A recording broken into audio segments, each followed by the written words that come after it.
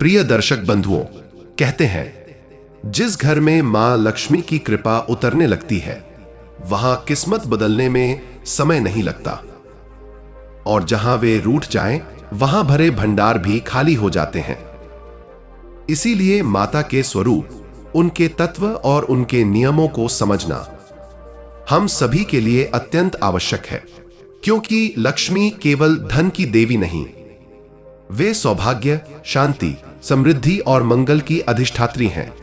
और आज की इस पावन कथा में हम सुनने वाले हैं वही छिपा हुआ रहस्य, वही दिव्य संवाद जिसने एक साधारण मनुष्य के जीवन को ऐसे मोड़ पर पहुंचा दिया जहां देवताओं तक ने कहा यह परिवर्तन केवल माता लक्ष्मी की अनुकंपा से ही संभव है। लेकिन आगे बढ़ने से पहले मेरा आप सभी भक्तजनों से निवेदन है, इस कथा को अंत तक अवश्य सुने, क्योंकि शास्त्रों में कहा गया है लक्ष्मी कथा अधूरी छोड़ना सौभाग्य के द्वार बंद करने समान है। जो व्यक्ति इस कथा को पूर्ण श्रद्धा से सुनता है उसके घर में बाधाएं शांत होती हैं, अवसरों के द्वार खुलते हैं और भाग्य नदियों की तरह बहता चला आता है।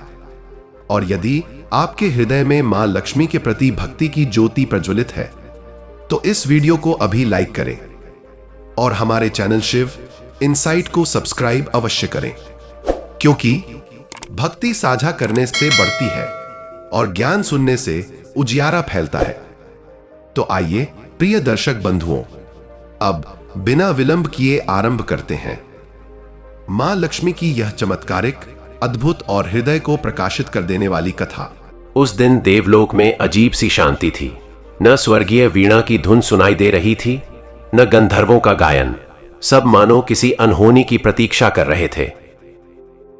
और फिर अचानक सोने जैसी चमक पूरे आकाश में फैलने लगी। हल्की हवा में केसर की सुगंध घुली, कमल की पंखुड़ियां आकाश से बरसने लगी, और उसी सुगंध के केंद्र से प्रकट हुई समृद्धि की देवी महालक्ष्मी। उनका चेहरा शांत था, मगर उस शांति में एक गहराई थी, जैसे कोई माता अपने बच्चों की गलतियों को देख तो रही हो पर अब चुप रहने का समय बीत चुका हो। देवगुरु बृहस्पति पहले आगे बढ़े। उन्होंने विनम्र आवाज में पूछा, माता, आज आपके मुख पर उदासी का रंग क्यों है? कहीं पृथ्वी पर कोई विपत्ति आने वाली है क्या? लक्ष्मी माता ने धीरे से सांस ली। उनकी आंखें दूर पृथ्वी की ओर टिक गईं। देवगुरु, आज गुरुवार है, तुम्हारा दिन मेरा दिन। और आज फिर मनुष्य वही 5 भूलें दोहरा रहे हैं जिन्हें करने से मैं स्वयं उनके घर से दूर हो जाती हूं। देवताओं में हलचल फैल गई। इंद्र बोले, माता, यदि आपकी कृपा हट जाएगी तो मनुष्यों में तो अंधकार फैल जाएगा। लक्ष्मी ने आंखें बंद की। अंधकार तब तक नहीं जो मनुष्य समझ जाए, पर वे भूल गए हैं। आज मैं उन्हें दिखाना चाहती हूं कि 5 भूलें कैसी होती हैं और उनका फल क्या होता है। देवगुरु बृहस्पति ने आकुल स्वर में कहा, क्या हम देख सकते हैं माता कि पृथ्वी पर क्या हो रहा है? लक्ष्मी ने हल्की मुस्कुराहट के साथ अपनी हथेली उठाई। क्षण भर में हथेली के ऊपर पृथ्वी का एक छोटा सा प्रकाश मंडल बन गया, जिसमें धीरे धीरे बिंब उभरने लगे। पृथ्वी का पहला दृश्य सामने आया। एक छोटा सा गांव। नाम था सुवर्णपुर, लेकिन लगता ऐसा था जैसे सुवर्ण यहां से कई वर्ष पहले ही उड़ चुका था। खेतों में पानी की कमी, व्यापार में मंदी और घरों में निराशा का धुआं। देवगुरु ने चिंतित आंखों से दृश्य देखा। लक्ष्मी ने कहा, यही गांव आज 5 भूलें करने वाला है, और देखो कैसे फल मिलेगा। दृश्य साफ हुआ। गांव का पहला घर दिखा। उस घर में एक युवक था, दिवाकर। उम्र लगभग अक्षम वर्ष। रोजगार साधारण, आत्मसम्मान बड़ा। उसकी पत्नी आशा कुछ बोलने में हिचक रही थी। दिवाकर शीशे के सामने खड़ा था और बाल काटने के लिए मशीन तैयार कर चुका था। पत्नी ने डरते डरते कहा, आज गुरुवार है, आज ये सब करना ठीक नहीं माना जाता। दिवाकर हंस पड़ा। अरे आशा, तुम्हारी ये पुरानी बातें ना अब लोग मानते नहीं। बाल काटने से लक्ष्मी नाराज हो जाएगी? चलो, भाग्य बदलने के लिए मैं बाल काट लूं, देखते हैं क्या होता है। पत्नी ने फिर विनती की, कम से कम आज के दिन मत करो। लेकिन दिवाकर ने मशीन चला दी। बाल जमीन पर गिरते गए और स्वर्गलोक में लक्ष्मी माता की आंखें भारी हो गईं। देवगुरु बोले, माता, यह तो पहली भूल है। लक्ष्मी ने करुणा भरी आवाज में कहा, मनुष्य समझता है कि शरीर की सुंदरता सुधार कर जीवन सुधर जाएगा, पर गुरुवार का दिन आत्मा को चमकाने का होता है, सिर को काटने का नहीं। दिवाकर के घर में बाल कटे और उसी क्षण गांव के दूसरे छोर पर हवा का रुख बदल गया। जैसे अदृश्य रूप से भाग्य की दिशा भी बदल गई हो। दृश्य आगे बढ़ा। अब गांव का दूसरा घर दिखा, जहां बूढ़ी मां और उनका एक बेटा रहते थे। आज सुबह बेटा किसी बात से नाराज था। उसकी मां पूजा की थाली में पीली दाल, पीला चावल, हल्दी और गुड़ रख रही थी। बेटा गुस्से से बोला, मां, तुम हर बार ये पीले दाने क्यों निकाल देती हो? मैं कह रहा हूं, आज गुरुवार है। मुझे कोई पूजा वूजा नहीं करनी, ये सब हटा दो। मां ने कांपते हाथों से कहा, बेटा, इस दिन ये वस्तुएं लक्ष्मी जी को बहुत प्रिय होती हैं। पीला भोजन, पीली वस्तु, पीला दान, इससे घर में बरकत आती है। बरकत? बेटा तड़प कर बोला, बरकत होती तो आज हम यहां दुख में ना होते।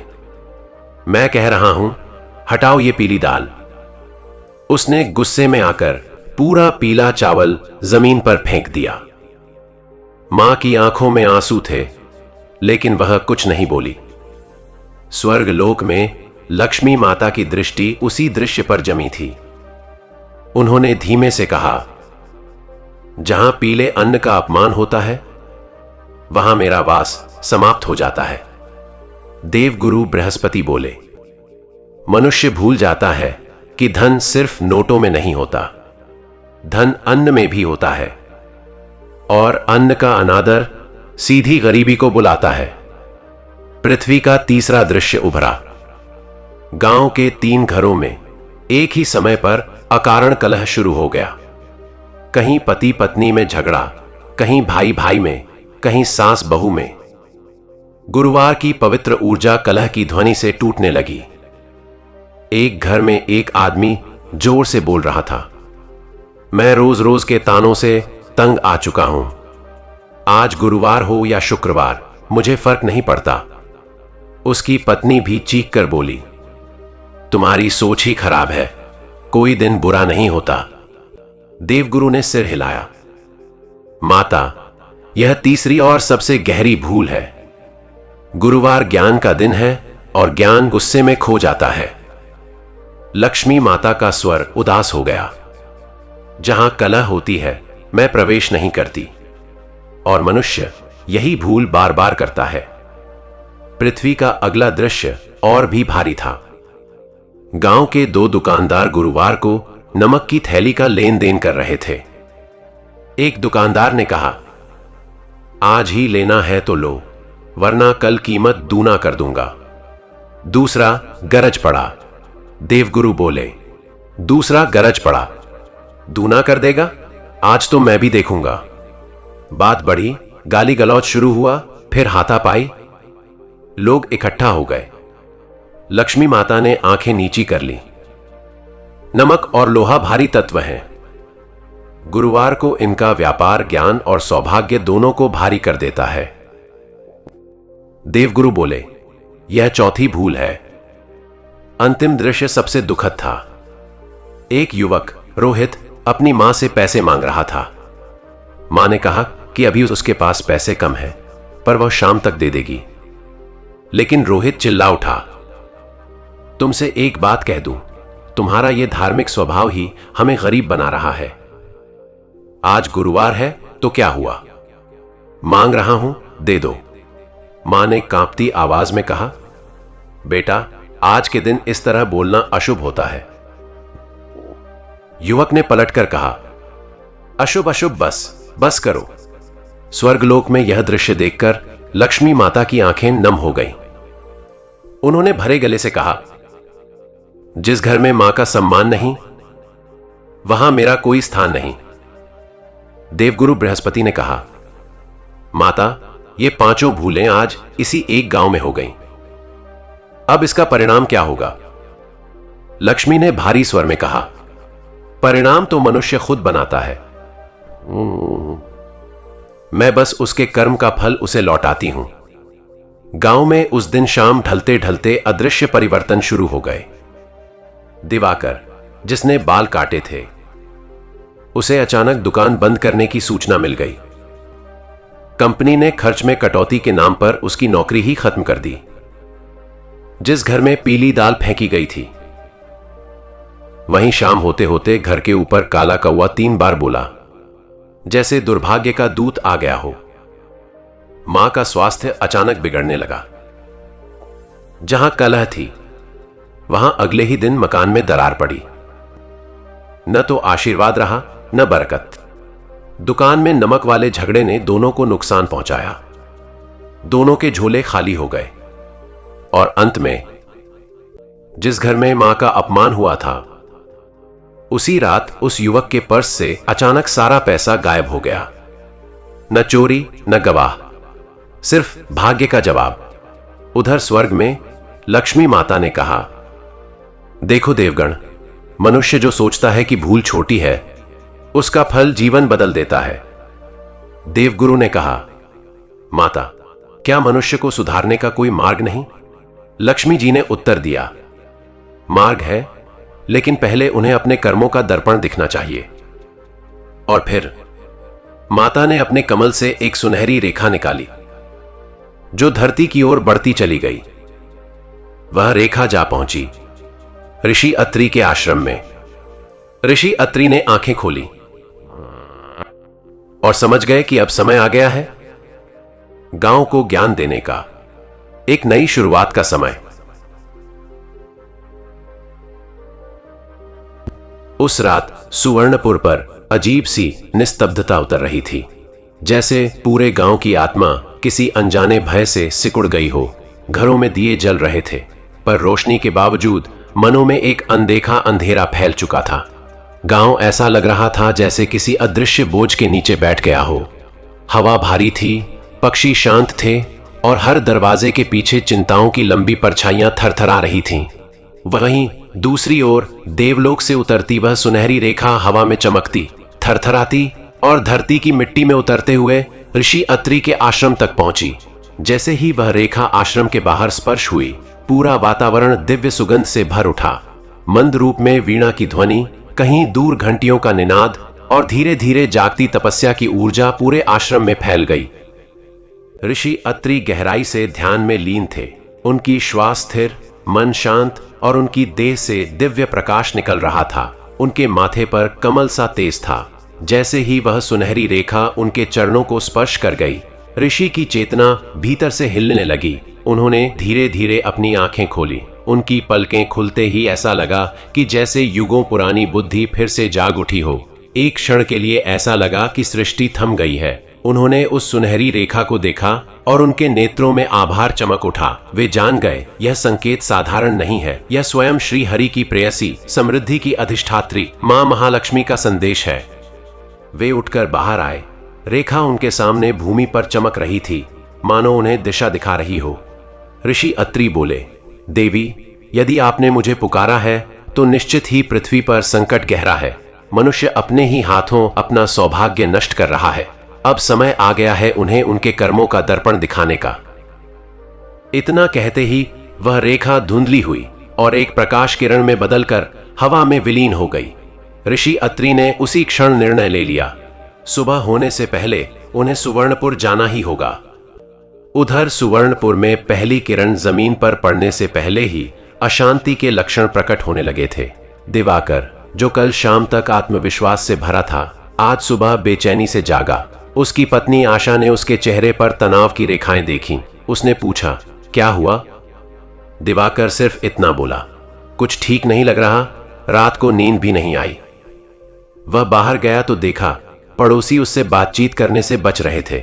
उसकी कंपनी से आए संदेश में साफ लिखा था कि आर्थिक स्थिति खराब होने के कारण उसकी नौकरी तत्काल प्रभाव से समाप्त कर दी गई है। उसका दिल बैठ गया। उसे आशा की चेतावनी याद आई, लेकिन अब पछताने का कोई अर्थ नहीं था।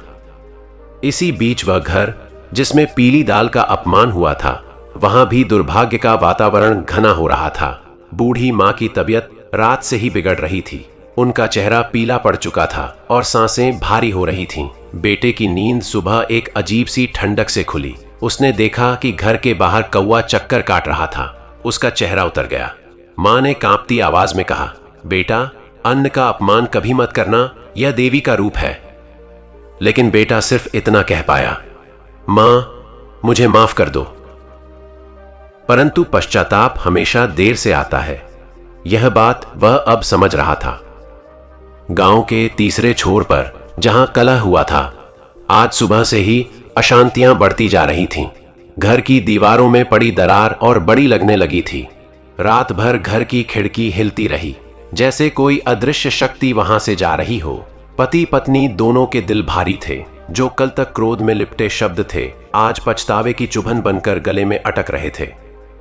चौथे घर में, जहां नमक और लोहे का लेन देन हुआ था, दोनों दुकानदार एक दूसरे से बात नहीं कर रहे थे। पर पीक भी दुकान पर नहीं आ रहे थे। दुकानें खाली थीं। मन भारी था। समझ तभी आया कि गलतियां छोटी नहीं, परिणाम बड़े होते हैं। और अंत में, जहां मां का अपमान हुआ था, वहां रोहित अपने खाली पर्स को ताकते हुए बैठा था। उसका मन कचोट रहा था। मां उसे देख रही थी, पर कुछ नहीं बोली। रोहित की आंखों में पानी भर आया। जीवन ने उसे बिना बोले जवाब दे दिया था। इसी तनाव और उदासी के बीच सुबह के सूरज के साथ एक शांत, सौम्य व्यक्तित्व गांव के मुख्य मार्ग पर उतरा। सफेद और पीले वस्त्रों में लिपटा, लंबी दाढ़ी, चमकते नेत्र, वह ऋषि अत्री थे। उनके कदम पड़े तो मानो मिट्टी भी पवित्र हो गई। गांव के लोग पहले तो हतप्रभ रह गए, फिर धीरे धीरे भीड़ इकट्ठी होने लगी। एक महिला बोली, ऋषि अत्री, इतने वर्षों बाद। दूसरी ने कहा, क्या स्वर्ग ने हमारा हाल देखकर उन्हें भेजा है? ऋषि अत्री ने गांव वालों की ओर शांत दृष्टि से देखा। उनकी आवाज धीमी लेकिन प्रभावशाली थी। उन्होंने कहा, हे सुवर्णपुर वासियों, धरती पर किए कर्म स्वर्ग तक पहुंचते हैं और तुम्हारे कर्मों की गंध अब देवलोक तक पहुंच चुकी है। गांव में सन्नाटा छा गया। किसी के पास कोई शब्द नहीं था। ऋषि आगे बोले, गुरुवार ज्ञान का दिन है, धर्म का दिन है, देवी कृपा का दिन है। पर तुमने इस दिन 5 ऐसी भूलें की जिनसे स्वयं महालक्ष्मी तुमसे दूर हो गई। और जहां लक्ष्मी दूर होती हैं, वहां अंधकार आना निश्चित है। लोग घुटनों पर बैठने लगे। दिवाकर आगे बढ़ा और बोला, ऋषि देव, मैंने अनजाने में भूल की। क्या कोई मार्ग है जिससे मैं देवी का आशीष वापस पा सकूं? ऋषि अत्री ने उसे करुणा से देखा। मार्ग तो है, पर पहले तुम्हें समझना होगा कि गुरुवार कोई साधारण दिन नहीं। उन्होंने अपनी लकड़ी की छड़ी जमीन पर रखी। एक हल्की सी कंपन बाहर फैली। उन्होंने कहा, पहली भूल, शरीर के अनावश्यक परिवर्तन। गुरुवार आत्मा को रूप देता है, शरीर को नहीं। जब तुम गुरुवार को बाल काटते हो, दाढ़ी बनाते हो, तब तुम अपनी ही संपत्ति का तेज काटते हो। दिवाकर के आंखों में पछतावा दिखने लगा। फिर ऋषि दूसरी ओर मुड़े। दूसरी भूल, पीले अन्न और वस्त्रों का अनादर। पीला रंग बृहस्पति का होता है, समृद्धि का होता है। जहां इसका अनादर होता है, वहां सौभाग्य की रेखाएं धुंधली पड़ जाती हैं। सभी की सांसें रुकी हुई थीं। फिर ऋषि तीसरे विषय पर बोले। तीसरी भूल, कलह। गुरुवार को कलह केवल कलह नहीं होता, वह घर से देवी की विदाई का संकेत होता है। कलह करने वाले परिवारों के चेहरे झुक गए। अगली बात के साथ ऋषि के स्वर में गंभीरता बढ़ गई। चौथी भूल, नमक, तेल, लोहा जैसे भारी तत्वों का लेन देन। यह सौभाग्य को भार देता है और भाग्य को रुका देता है। दुकानदारों ने शर्म से सिर झुका लिया। अब ऋषि की दृष्टि उस युवक पर पड़ी जिसने मां का अपमान किया था। और पांचवी, सबसे घातक भूल, मां का अपमान। मां लक्ष्मी का साक्षात स्वरूप होती है। जिसने मां को दुख दिया उसने लक्ष्मी को ठुकराया। युवक रोहित अपने घुटनों पर गिर पड़ा। उसकी सिसकियां हवा में घुल गईं। उसकी मां ने उसे गले लगा लिया। ऋषि अत्रि ने दोनों हाथ उठाए। आकाश में हल्का सा सुनहरा प्रकाश चमकने लगा। उनकी आवाज गहरी, दिव्य और आशीर्वाद से भरी थी। लेकिन लक्ष्मी कठोर नहीं, करुणामयी है।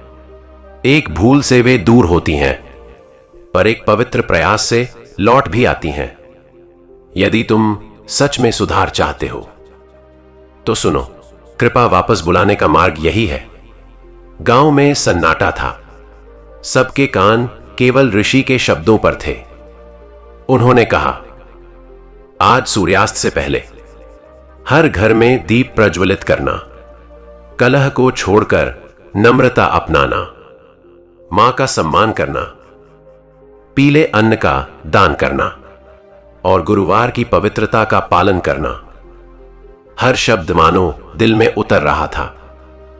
ऋषि अत्रि ने अंतिम वचन कहा, और सबसे महत्वपूर्ण, मां लक्ष्मी को एक अनुरोध कर देना कि वे तुम्हें ज्ञान दें, धन नहीं, क्योंकि जहां ज्ञान होता है वहां धन स्वयं आ जाता है। इतना बोलकर ऋषि अत्रि शांत खड़े हो गए। पूरा गांव उनके चरणों में झुक गया। उनके चेहरे पर वर्षों बाद आशा की चमक लौट आई। और फिर शाम ढलते ढलते एक अद्भुत घटना हुई। जब गांव के हर घर में दीप जलाए गए तो हवा में हल्की सी केसर की महक फैलने लगी। कमल की कुछ पंखुड़ियां हवा में उड़ती दिखीं। दूर किसी दिशा में हल्का सा सुनहरा प्रकाश चमका। ऋषि अत्रि मुस्कुराए। स्वागत है मां, सुवर्णपुर ने अपनी भूल सुधार ली है। और उस क्षण सुवर्णपुर पर बरसों बाद समृद्धि की ऊर्जा उतरने लगी। जैसे लक्ष्मी माता ने फिर से अपनी कृपा का द्वार खोल दिया हो। उस शाम जब सुवर्णपुर के हर घर में दीपक जला तो ऐसा लगा जैसे अंधकार खुद पिघलकर धरती से दूर भागने लगा हो। लेकिन यह सिर्फ रोशनी की जीत नहीं थी, यह पश्चाताप के बाद जन्मी आशा की पहली सांस थी। हवा में ताजगी घुल रही थी। बच्चों के चेहरे खिलने लगे थे। बुजुर्ग अपने अपने दरवाजों पर बैठ गए थे, जैसे बहुत पुराने दिनों की वापसी का इंतजार कर रहे हों। ऋषि अत्रि धीरे धीरे गांव की पगडंडी पर चल रहे थे। उनके कदम बेहद शांत थे, मानो धरती को भी शांति दे रहे हों। जिस घर से वे गुजरते वहां की हवा और भी हल्की और भी पवित्र हो जाती। गांव के लोग उन्हें श्रद्धा से देखते, पर बिना बोले, जैसे सबके दिल एक साथ कह रहे हों, कृपया हमें हमारे कर्मों से मुक्त कर दो ऋषिवर। रात गहराती जा रही थी, पर उस रात का अंधेरा किसी डर का नहीं, बल्कि एक दिव्य प्रतीक्षा का अंधेरा था। जैसे बिल्कुल जल्द ही कोई अनदेखी ज्योति आकाश से उतरने वाली हो। उधर आकाश के पार देवलोक की स्वर्ण सीढ़ियों पर देवताओं की सभा सज चुकी थी। चारों ओर प्रकाश का विस्तार था। कमल पुष्पों से सजी हवाएं बह रही थीं। वीणा की मंद ध्वनि वातावरण में तैर रही थी। इंद्र ने आगे बढ़कर कहा, ऋषि अत्रि का हृदय आज भी उतना ही पवित्र है। उनकी तपस्या ने पृथ्वी की पुकार हम तक पहुंचा दी है। बृहस्पति ने गंभीर स्वर में कहा, मानव अपने कर्मों से भटक गया है, लेकिन एक बात स्पष्ट है, उसे अभी भी सीखने की क्षमता है, अभी भी लौटने की शक्ति है, अभी भी सुधरने की इच्छा है। देवताओं ने एक दूसरे की ओर देखा। तभी उस सभा में हल्का सा सुनहरा प्रकाश उतरा। वह प्रकाश धीरे धीरे एक दिव्य रूप में ढलने लगा। कमल पर विराजमान, तेजस्वी, सौम्य और अनंत सुख का सागर महालक्ष्मी का अस्तित्व स्वयं प्रकट हो गया। जैसे ही वे मूर्त रूप में सामने आईं, संपूर्ण देवलोक के कमल पुष्प स्वतः खिलने लगे। हवा में शांति की आभा फैल गई। सभी देवता हाथ जोड़कर नतमस्तक हो गए। लक्ष्मी माता ने धीमे स्वर में पूछा, पृथ्वी की वेदना क्या है? बृहस्पति आगे बढ़े, मातेश्वरी, मनुष्य ने गुरुवार की पवित्रता को भूलकर 5 घोर भूलें की हैं। इनके कारण उनके घरों से सौभाग्य दूर हो गया है, परंतु अब वे पश्चाताप कर रहे हैं। वे आपकी कृपा को लौटाना चाहते हैं। लक्ष्मी माता ने शांत आंखें बंद की, जैसे मनुष्यों के हृदयों की आवाज सुन रही हों। एक पल के बाद उन्होंने नेत्र खोले। उनकी आंखों में करुणा का महासागर था। उन्होंने कहा, मनुष्य भटक सकता है, पर वह भटक कर ही सत्य तक पहुंचता है। यदि उसके भीतर सुधरने की इच्छा जागी है तो मैं अवश्य लौटूंगी, क्योंकि मेरा स्वरूप धन नहीं भावना है, और आज सुवर्णपुर की भावना बदल चुकी है। देवताओं ने राहत की सांस ली। तभी लक्ष्मी माता ने कहा, परंतु अभी उन्हें पूरी शिक्षा नहीं मिली। केवल 5 भूलों के परिणाम जान लेना काफी नहीं। उन्हें यह समझना होगा कि हर कर्म का केंद्र केवल एक है, विनम्रता। यदि वे इसे सीख गए तो उनका भविष्य उज्जवल होगा। बृहस्पति ने हाथ जोड़कर कहा, तब आपके आदेशानुसार कल भोर होते ही मैं स्वयं सुवर्णपुर जाऊंगा। लक्ष्मी माता ने मुस्कुराकर कहा, हां बृहस्पति, तुम जाओ। मनुष्य को ज्ञान दो और उन्हें बताओ कि गुरुवार सिर्फ निषेधों का दिन नहीं, या आत्मा के उजाले का दिन है। उसी क्षण आकाश की रेखाएं हल्की चमक उठीं। सारे देवताओं ने प्रणाम किया और देवलोक की हवा एक नई ऊर्जा से भर उठी।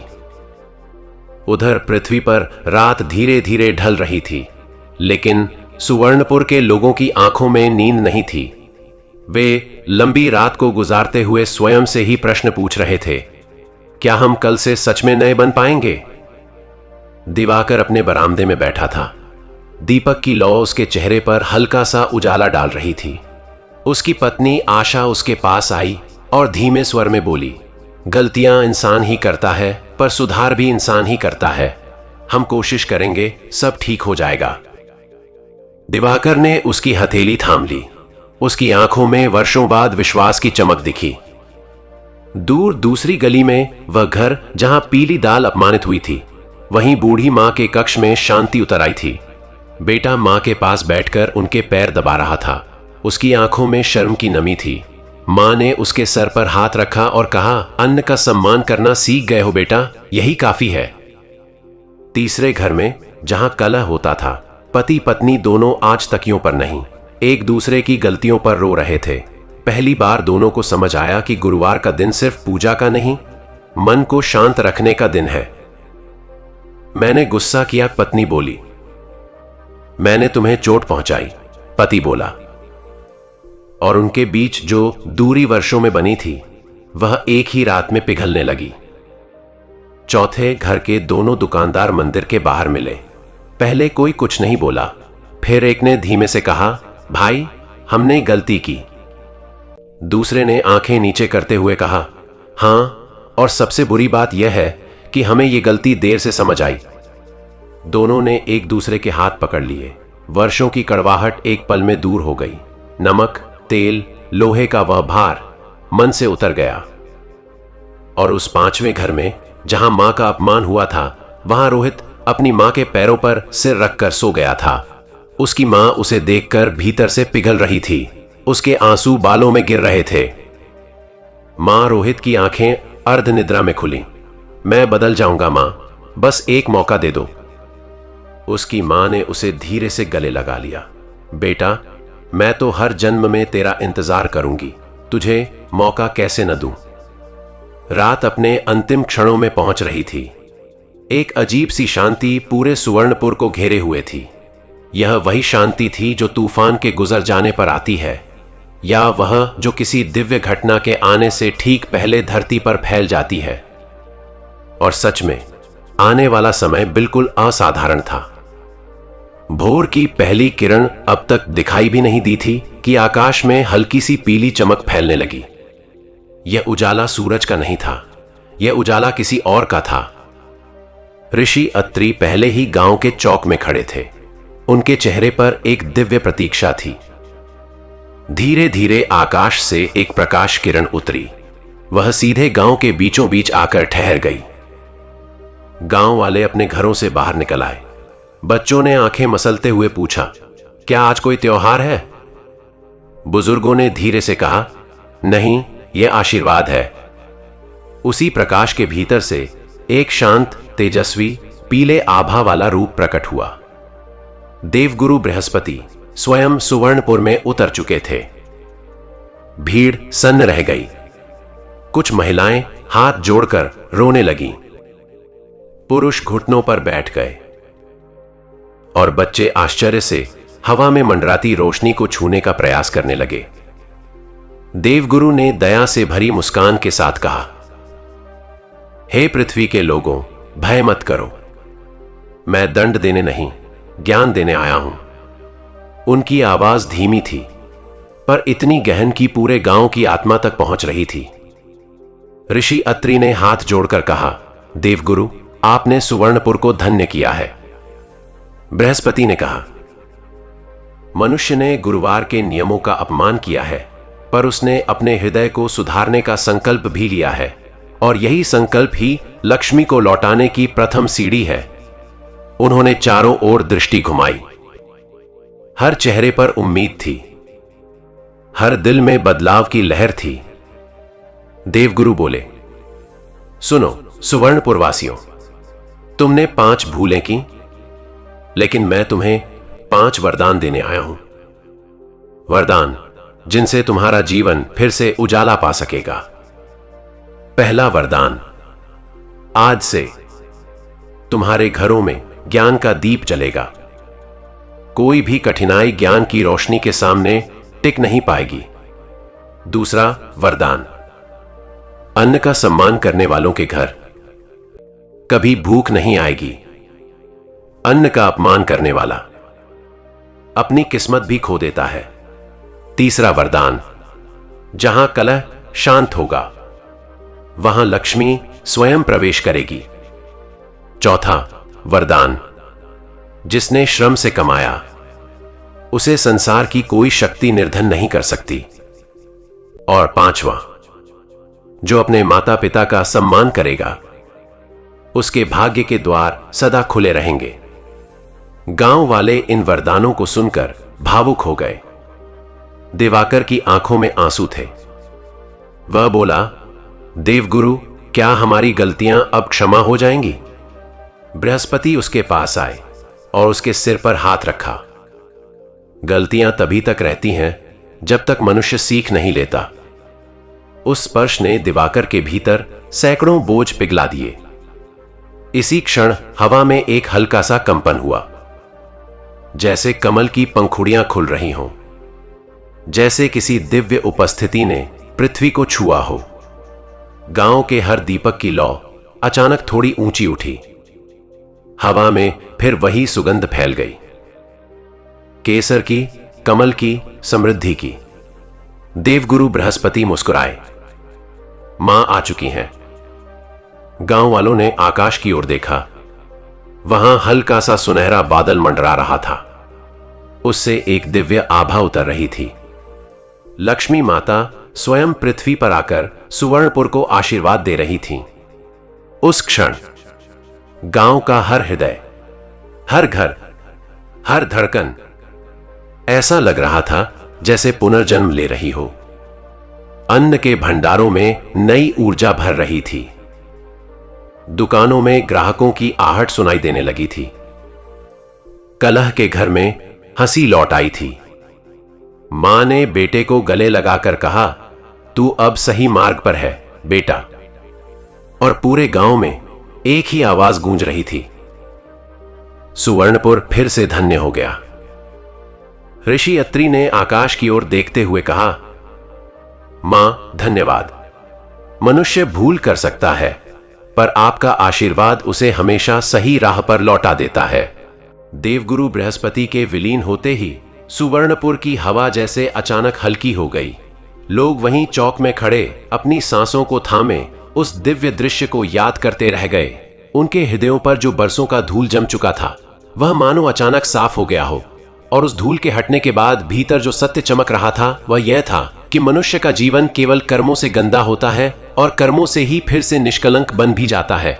धीरे धीरे भीड़ चौक से हटने लगी, मगर आज लौटते कदमों में रोज का थकान नहीं था, बल्कि एक नई ऊर्जा, एक विश्वास था कि आज से उनका जीवन नया मोड़ लेने वाला है। बुजुर्ग अपने दरवाजों तक पहुंचते ही बोले, आज गांव में बरसों बाद असली सुबह आई है। युवा एक दूसरे को देखकर मुस्कुराए, जैसे कहना चाह रहे हों, हम सब बदलेंगे और मिलकर बदलेंगे। इसी समय दूर मंदिर के पास ऋषि अत्रि अकेले खड़े आकाश की ओर देख रहे थे। उनके चेहरे पर ऐसी शांति थी जो केवल वही महसूस कर सकते हैं जिनका जीवन तप और ज्ञान में बीतता है। जैसे ही एक मधुर हवा उनके वस्त्रों को छूकर गुजरी, उन्होंने आंखें बंद कर लीं। उनके हृदय में यह अनुभूति थी कि आज सुवर्णपुर का भाग्य सचमुच लिखने वाला कोई और नहीं, बल्कि स्वयं सुवर्णपुर के लोग होंगे। तभी उनके सामने एक छोटा सा बालक दौड़ता हुआ आया, मिट्टी से भरा, सांसों से हांफता हुआ, पर चेहरे पर उत्साह। ऋषिवर, वह बोला, क्या अब माता लक्ष्मी कभी नहीं जाएंगी हमारे गांव से? अत्रि मुस्कुराए, उसके सिर पर हाथ फेरते हुए बोले, जब तक तुम्हारी नियत, तुम्हारे कर्म और तुम्हारा मन स्वच्छ रहेगा बेटा, तब तक माता कभी किसी के घर से नहीं जाती। बालक ने सिर हिलाया और दौड़कर दूसरों को यह खुशखबरी सुनाने लगा, जैसे किसी ने उसे आकाश का सबसे सुंदर रहस्य दे दिया हो। उधर दिवाकर अपने घर लौटा ही था कि उसे लगा जैसे उसका पुराना टूटा फूटा घर आज किसी अज्ञात प्रकाश से चमक रहा है। उसकी पत्नी आशा पहले ही दरवाजे पर दिया जलाकर खड़ी थी। जैसे ही दिवाकर अंदर आया, उसने मुस्कुराकर कहा, क्या तुम्हें भी लगता है कि आज इस घर का भार हल्का हो गया है? दिवाकर ने गहरी सांस ली। हाँ, जैसे बहुत समय बाद यह घर सांस ले पा रहा है। उसी क्षण उनका छोटा बेटा अंदर से दौड़ता हुआ आया और बोला, बाबा, मैं भी बृहस्पति देव का वचन मानूंगा, मैं गुरुवार को लड़ाई नहीं करूंगा। दिवाकर इस मासूमियत को देखकर इतने भावुक हुए कि उनकी आंखें खुद ब खुद भीग गईं। आशा ने धीरे से दिवाकर का हाथ पकड़ा और कहा, सब ठीक हो जाएगा, अब हमें सिर्फ आगे बढ़ना है, पीछे नहीं देखना। और सच में उनके भीतर वह ताकत जन्म ले चुकी थी जो कई वर्षों के संघर्ष के बाद मिलती है। गांव की दूसरी गली में वह मां जिसने अन्न का अपमान सहा था, अपने आंगन में बैठी थी। हवा में आज वही सुगंध थी जो कमल के तालाब से आती है। उनका बेटा जो बीती रात रोते रोते सो गया था, आज उनके सामने चुप, विनम्र और गंभीर खड़ा था। उसने कहा, मां, मैं चाहता हूं कि आप जो दाल बनाएं वही सबसे पहले मैं आपको खिलाऊं, क्योंकि मैंने अन्न का अपमान नहीं किया, मैंने आपका अपमान किया था। मां की आंखों में आंसू आ गए, पर आज वे दुख के नहीं, गर्व के आंसू थे।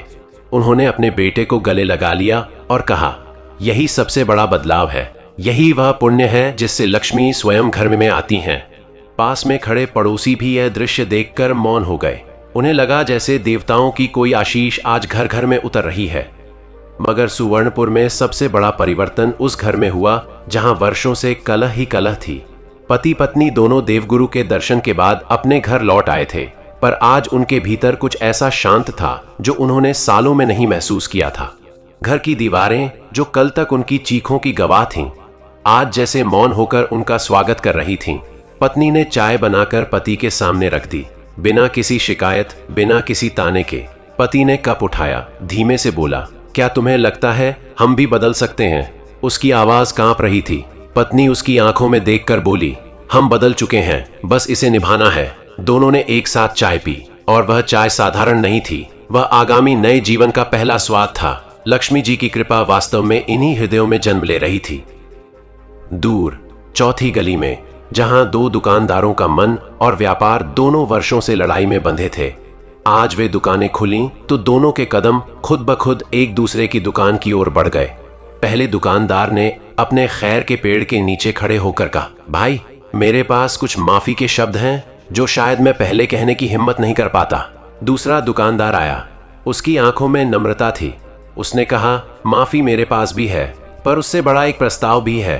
पहला चौंका, प्रस्ताव? दूसरा बोला, हाँ, आज से हम प्रतिद्वंद्वी नहीं, साथी होंगे। दुकानें अलग हों, पर इरादे एक, गांव की भलाई में दोनों का लाभ है। पहले दुकानदार की आंखें भर आईं, तो चलो भाग्य को आज से नया अध्याय देते हैं। दोनों ने हाथ मिलाए, और यह वही हाथ मिलाना था जो उनके भाग्य की दिशा बदलने वाला था।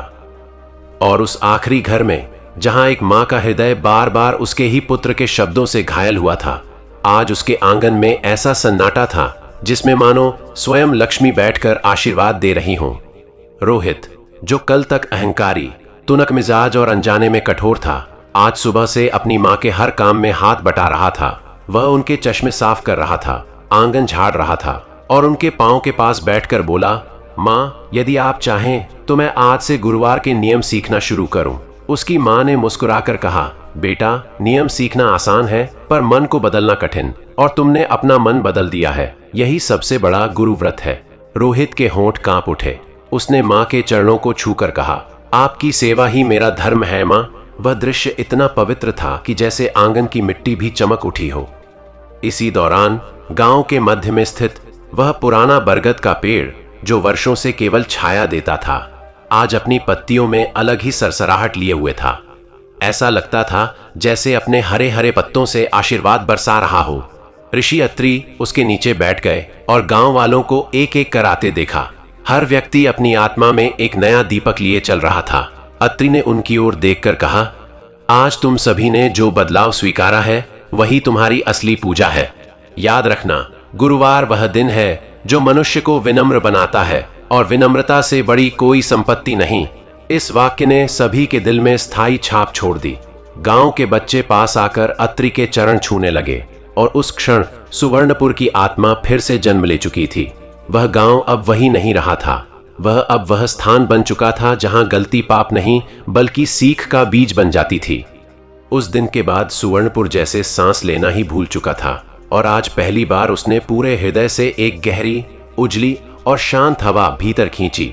गांव की मिट्टी में एक अलग ही सुगंध थी, जैसे यह वही सुवर्णपुर नहीं बल्कि कोई तपोभूमि बन गया हो, जहां प्रत्येक कदम पर आशीर्वाद उगते हों।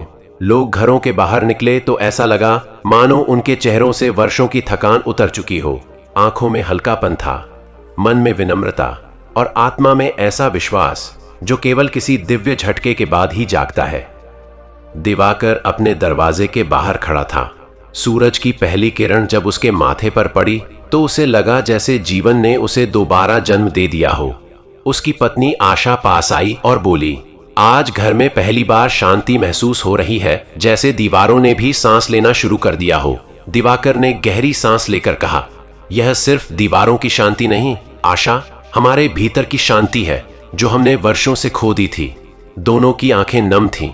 यह आंसू दुख के नहीं बल्कि उस कृतज्ञता के थे जो मनुष्य को तब महसूस होती है जब उसे एक नया अवसर दे दिया जाता है, बिना किसी शर्त के। गांव के दूसरे छोर पर बूढ़ी मां अपने आंगन में बैठी थी। बेटा उनके सामने खड़ा था, पहले की तरह अहंकार से नहीं बल्कि नम आंखों के साथ। उसने मां के पैर छुए और बोला, मैं अब गुरुवार को भी और बाकी दिनों में भी भूल नहीं करूंगा मां। मैं अन्न का भी सम्मान करूंगा और आपके हर शब्द को भी। बूढ़ी मां ने उसके सिर पर हाथ रखा। उस स्पर्श में न कोई शिकायत थी, न कोई ताना, सिर्फ क्षमा का आशीर्वाद। उन्होंने धीमे से कहा, जो सीख अपने दिल से निकली हो बेटा, वह कभी भुलाई नहीं जाती। और उसी वक्त घर के कोने में रखा खाली पड़ा अनाज का घड़ा मंद मंद बज उठा, जैसे किसी अदृश्य शक्ति ने उसे छुआ हो। उधर शांत नदी के किनारे दो दुकानदार बैठे थे। कल तक जो एक दूसरे को देखना भी नहीं चाहते थे, आज वे एक ही पत्थर पर साथ बैठे नदी की लहरों को निहार रहे थे। पहला बोला, अजीब है ना भाई, अगर देवगुरु स्वयं न उतरते तो शायद हम दोनों अब तक अपनी गलतियों को गलती भी नहीं मानते। दूसरा हंस पड़ा, हाँ, और सोच, हम व्यापार का बोझ जिंदगी भर ढोते रहे, लेकिन असली बोझ तो अहंकार का था। जब वह उतरा तभी हल्कापन महसूस हुआ। दोनों ने एक दूसरे के हाथ पर हाथ रखा और उस मौन में एक प्रतिज्ञा छिपी थी। अब व्यापार में धोखा नहीं होगा, न गुरुवार को कोई अपसगुन किया जाएगा, न लोहे नमक से अपने घर की ऊर्जा को दूषित किया जाएगा। गांव के उस हिस्से में जहां पति पत्नी के बीच कलह थी, आज उनके घर से मधुर बातें सुनाई दे रही थीं। पत्नी ने चाय बनाकर पति के सामने रखी। पति ने उसकी ओर देखा और बोला, तुम्हारी मुस्कान मैंने वर्षों से ऐसे नहीं देखी। पत्नी ने धीमे से उत्तर दिया, क्योंकि मैंने वर्षों से इतनी शांति महसूस नहीं की थी। पति ने उसके हाथों को थाम कर कहा, अब हम गुरुवार को केवल व्रत ही नहीं रखेंगे बल्कि अपने शब्दों पर भी व्रत रखेंगे, कभी रिश्ते में ताप नहीं आने देंगे। यह कहते हुए उसकी आंखें नम हो गईं। पत्नी ने उसे गले लगा लिया। उस आलिंगन में टूटे हुए भरोसे की मरम्मत थी और भविष्य की सुरक्षा भी।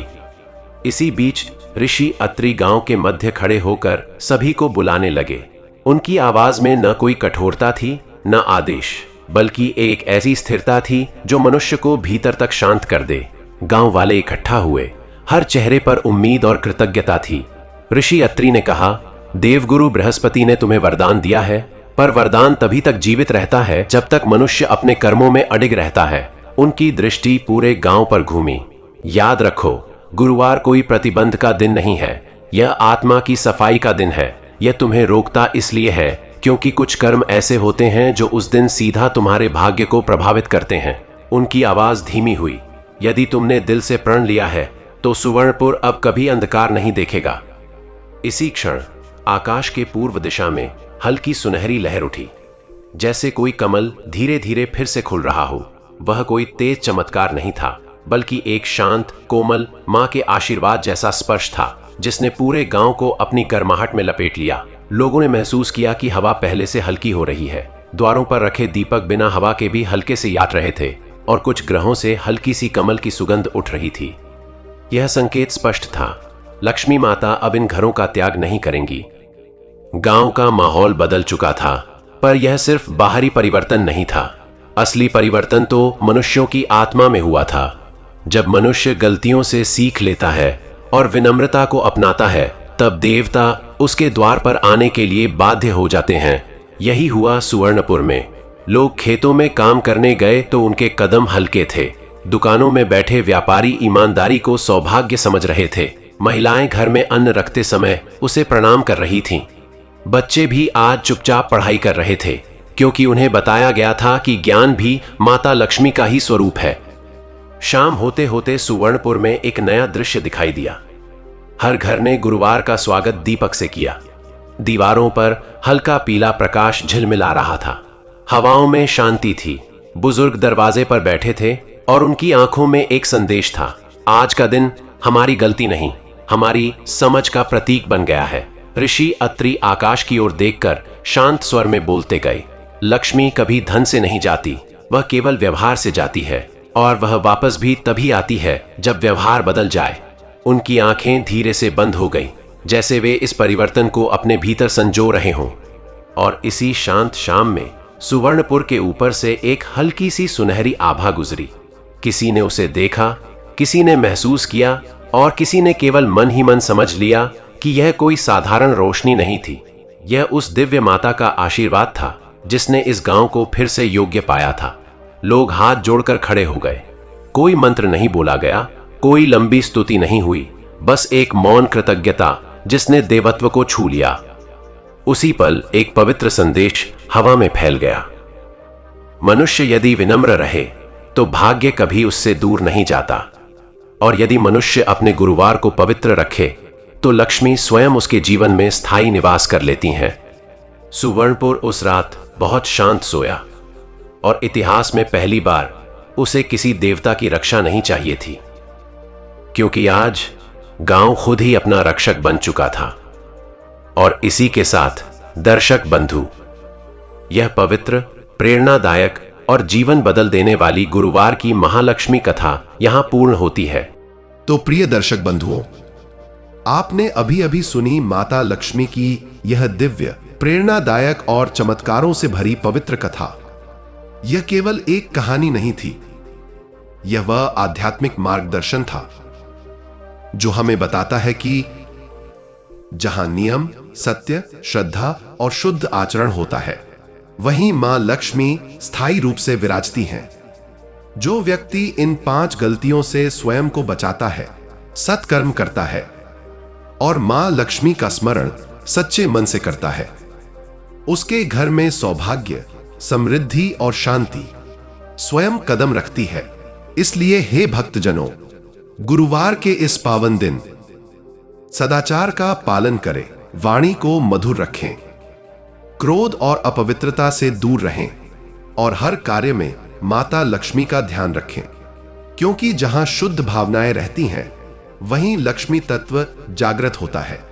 यदि आपको यह पवित्र कथा हृदय स्पर्शी लगी, यदि इससे आपके मन में भक्ति, आशा और सकारात्मक ऊर्जा का संचार हुआ, तो इस वीडियो को लाइक करें और इसे अपने परिवार व मित्रों के साथ साझा करें, ताकि हर घर में मां लक्ष्मी का प्रकाश फैल सके।